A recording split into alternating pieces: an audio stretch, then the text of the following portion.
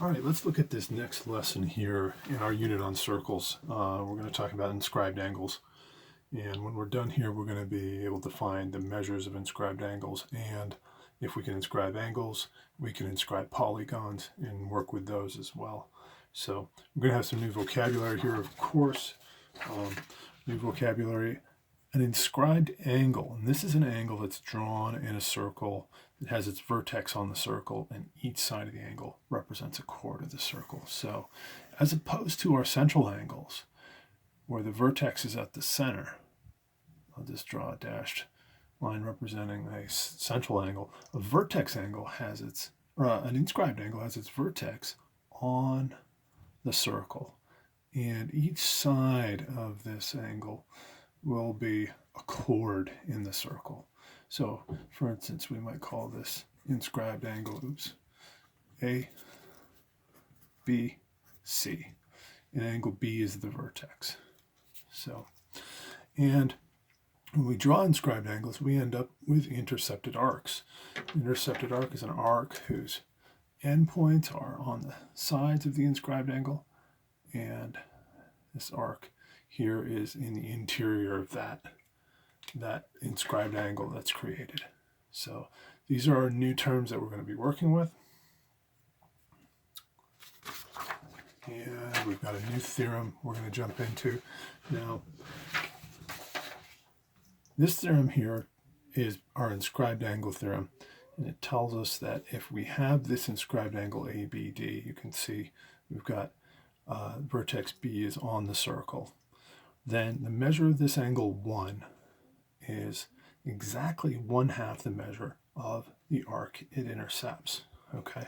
Now you could picture, if we were to draw a central angle here, based on what we've already learned, we know the measure of this central angle. If this arc has a measure of x degrees, then the measure of the central angle is x degrees. Now if you can picture grabbing this vertex and dragging it across until it hits the edge of the circle, you can picture that that angle is definitely getting smaller.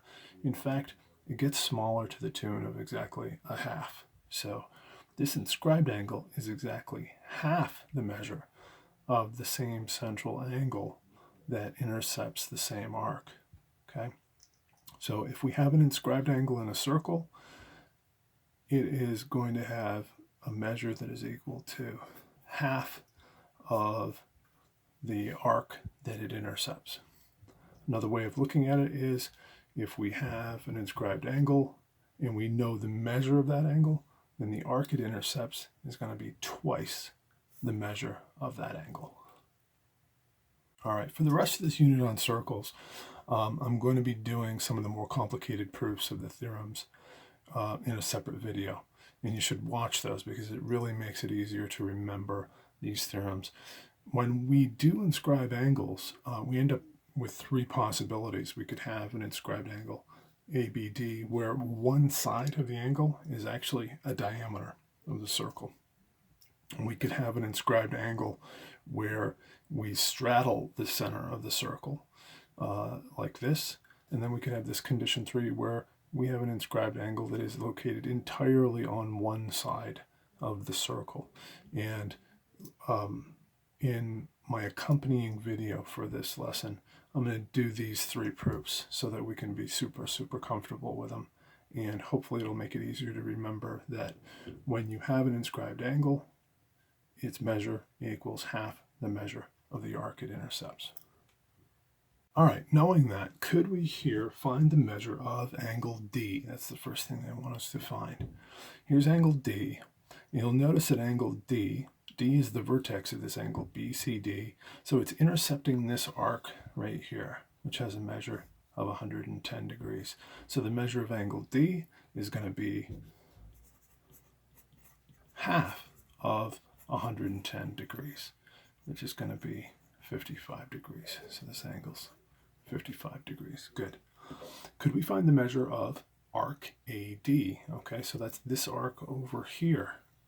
And you'll notice that this arc is the intercepted arc for this inscribed angle ABD. And the measure of that angle is 49 degrees.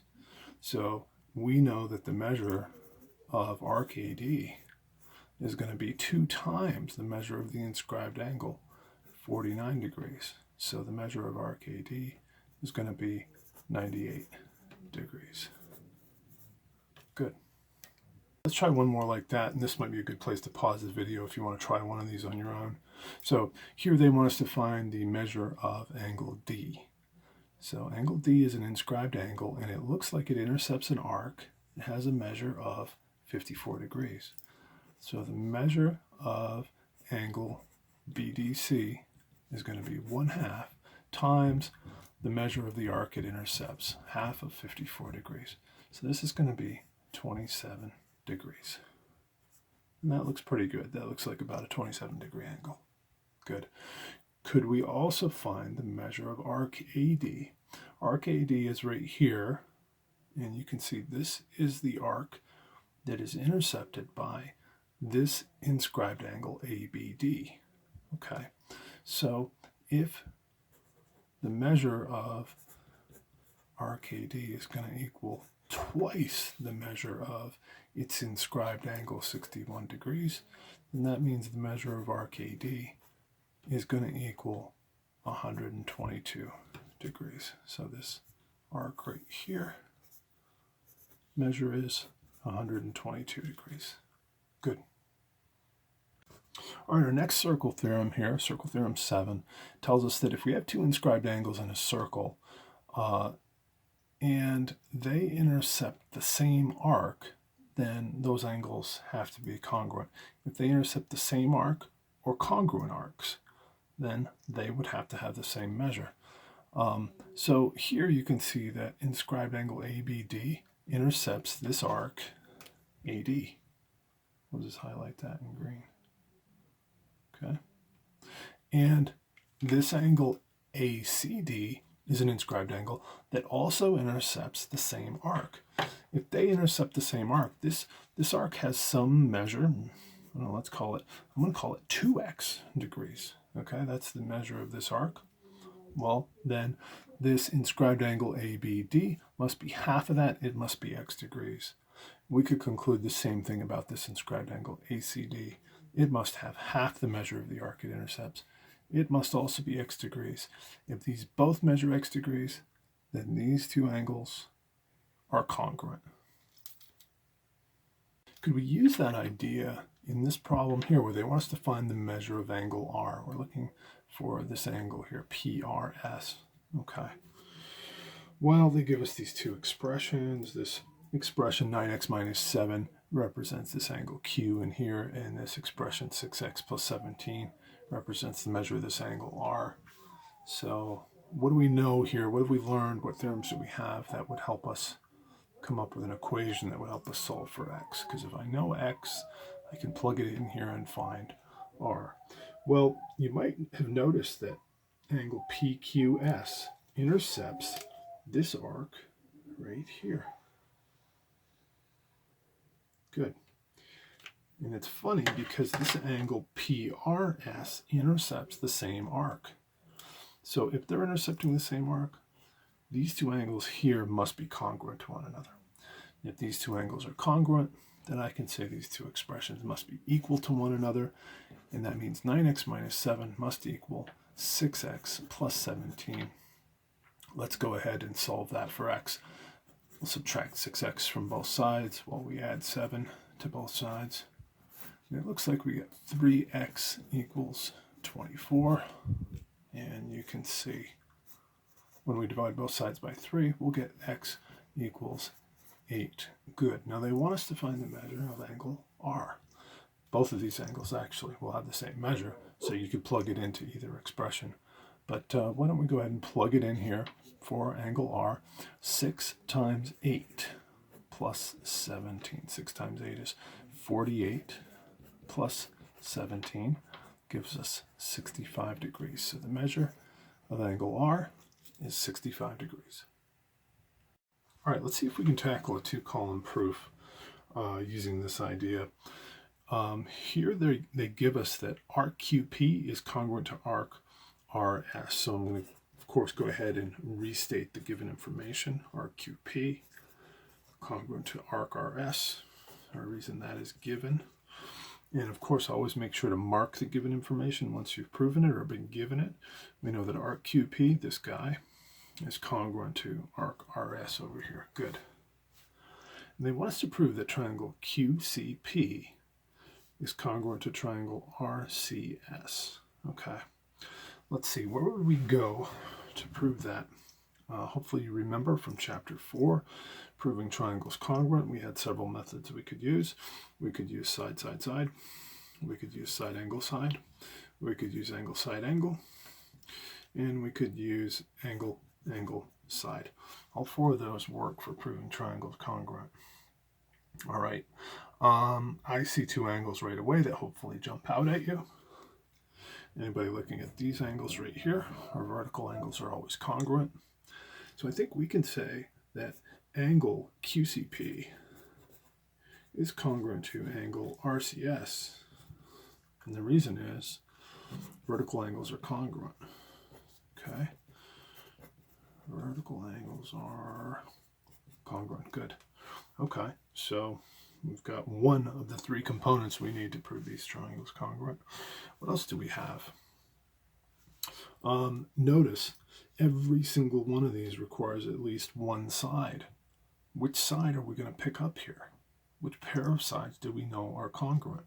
Well, since arc QP is congruent to arc RS, that means their corresponding chords must be congruent as well. So if we could say that QP, segment QP, is congruent to segment RS, and our reason is 2 chords are congruent if and only if their corresponding arcs are congruent. Excellent. Okay, so we've got 2 of the 3 components we need. What's the last piece we're going to get? I don't see any other sides that we can work with, not enough information. So what about angles? Are there any angles we could find? Well, based on what we just learned about inscribed angles, this inscribed angle QPR intercepts this arc QR over here. Okay, guess what? That arc is also intercepted by the same inscribed angle QSR here. Okay, so I think I can go ahead and declare that this angle is congruent to this angle because they intercept the same arc. Angle QP, well, I'll call it angle QPC, is congruent to angle RSC. And the reason is inscribed angles that intercept the same arc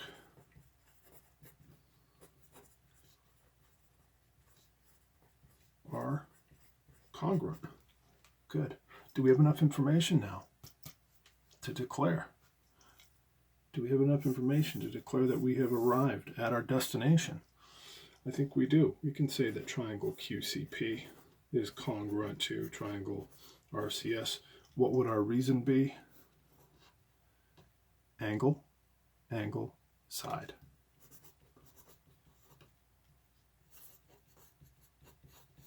QED.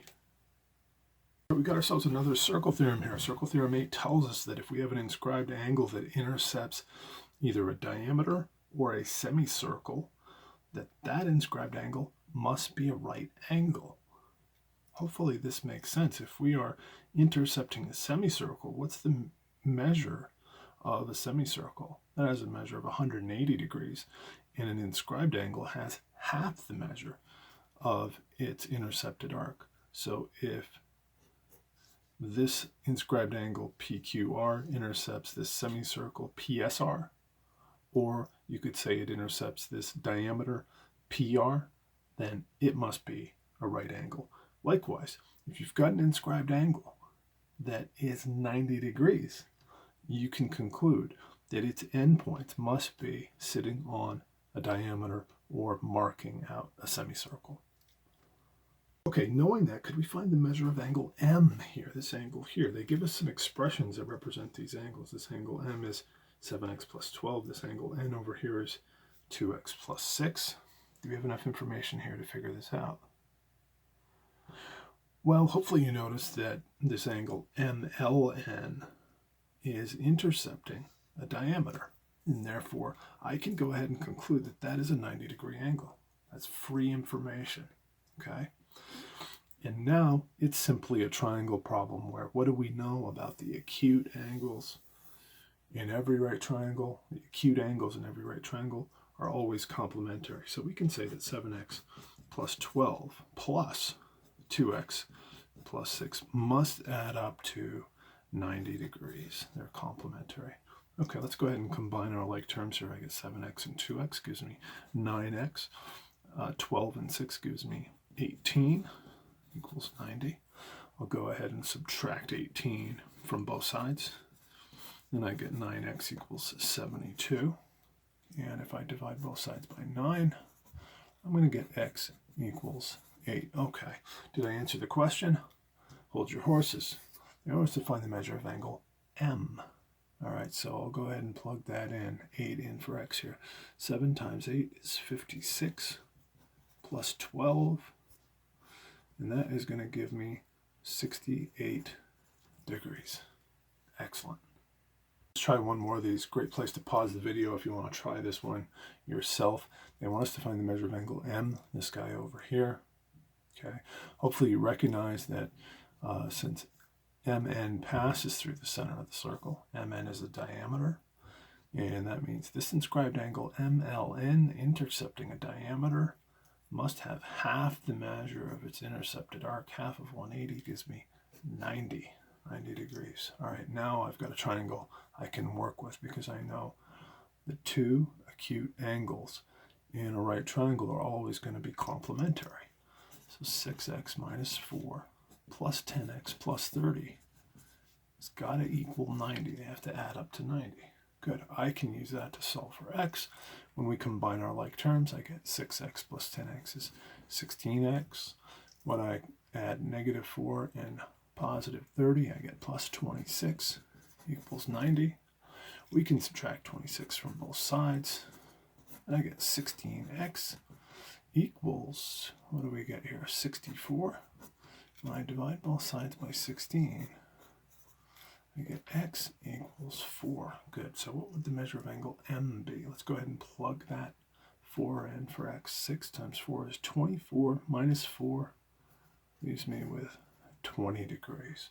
If you had to find this guy over here, you'd use triangle sum theorem and say you've got 70 degrees, or you can see 10 times 4 is 40 plus 30 gives you 70 degrees. Good. All right. Last circle theorem in this lesson, circle theorem 9, tells us that if a quadrilateral is inscribed in a circle, then its opposite angles are going to be supplementary. So in other words, if I have this quadrilateral LMNO, then these opposite angles M and O are going to add up to 180. In these opposite angles, L and N are going to add up to 180. Now I'm going to do a more thorough proof of this in the video that's going to accompany this lesson. You're going to want to watch that. But suffice it to say that for now, you might notice that, let's just take these two angles M and O. Angle M, LMN, intercepts this arc right here. Okay. Let's look at its opposite angle, O. Or you can call it inscribed angle LON. It intercepts this arc right here. Okay, this arc right here. And between the two of them, they intercept the entire circle. And an entire circle has a measure of, an angular measure of 360 degrees. So if these are inscribed angles, and inscribed angles measure half of the arcs they intercept, then together they must add up to half of an entire circle. They must add up to 180. Let's go ahead and see if we can use that in one of these problems. Oh my goodness, what's this?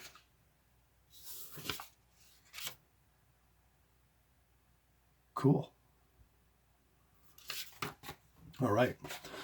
here we've got quadrilateral LMNO inscribed in circle C. Okay, they're telling us the measure of angle O is 12x plus 34. This represents the measure of this angle. And the measure of angle M is 6x minus 16. Could we find the measure of angle M and angle N? Let's see what we can do here. M and O are in fact opposite angles in an inscribed quadrilateral. So we know these are going to add up to what? 6x minus 16 plus 12x plus 34 should equal 180. The opposite angles in an inscribed quadrilateral are going to be supplementary. Let's go ahead and combine our like terms here. I got 6x and 12x gives me 18x. Negative 16 and positive 34 gives me positive 18. That equals 180. Good, I can subtract 18 from both sides. And I believe I get 18x equals 162. And if I divide both sides by 18, I'm thinking of dividing both of these by 2, because then it would be 81 divided by 9, which will be the same thing, right? I get x equals 9. 81 divided by 9 is the same as 162 divided by 18. Good. If x is 9, then what's the measure of angle M? 6 times 9 is 54 minus 16. So I get 54 minus 16, and that's going to give me 38 degrees. Good. Okay, so how am I going to find angle N now? Angle N is probably a little bit easier, isn't it? Let's call it Y. What do we know about Y? Well, angle N and angle L are opposite angles in an inscribed quadrilateral. And since angle L is 90, I know that Y plus 90 equals 180. What's Y going to equal? Y is going to equal 90 as well. It's a pretty neat trick to recognize. That'll save you a lot of time. There's some really cool free information if you run into that on a test like the SAT. All right, last example in this lesson. Maybe you want to pause the video and try this one, although I twisted it up a little bit. It's a little different flavor than the last problem. Quadrilateral LMNO is inscribed in circle C. Could we find the measure of angle O? We're looking for this guy right here. I'll just mark him. Okay. How are we going to do that? Well, angle O is across from angle M, and hopefully you recognize that the measure of angle M plus the measure of angle O is going to equal what? Those will have to add up to 180. But do I know angle M? Can I find angle M? Let's look at angle M for a second. LMN intercepts this arc here. Okay. Do we know the measure of that arc? We can use arc addition postulate, and we can say that this total arc here, the total length is 90 plus 68. That's going to be 158 degrees, right? So since LMN is an inscribed angle, it's going to equal half the measure of this arc that it intercepts. So half of 158 is going to be, what's that going to give me? 79 degrees. Good. So if angle M and angle O add up to 180, that means 79 plus the measure of angle O equals 180. And I can subtract 79 from both sides, and I get the measure of angle O equals 101 degrees. Excellent. All right, guys, I hope you found this video helpful. Don't forget, very important, watch the accompanying video where I prove some of the more complicated circle theorems. I think you'll find it very helpful, and good luck on the homework.